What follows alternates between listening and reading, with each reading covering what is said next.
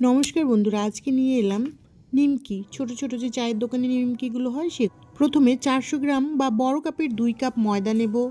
ময়দায় লবণ, কালো জিরে এবং সাদা তেল দিয়ে ভালোভাবে ময়াম লাগাবো।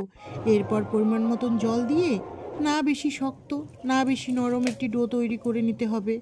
30 মিনিটের জন্য তেল মেখে ঢাকা চাপা দিয়ে রেস্টে রাখতে হবে। 30 মিনিট পর ডো থেকে লেচি কেটে নিয়ে রুটির মতন পাতলা বেলে নিয়ে ছোট চাকু কিংবা আপনাদের কাছে যদি কাটার থাকে সেটি দিয়ে প্রথমে সোজাভাবে সাইজ অনুযায়ী কেটে নেবেন। এরপর একটু কোনাকুনিভাবে নিমকির শেপ দিয়ে কেটে নেবেন।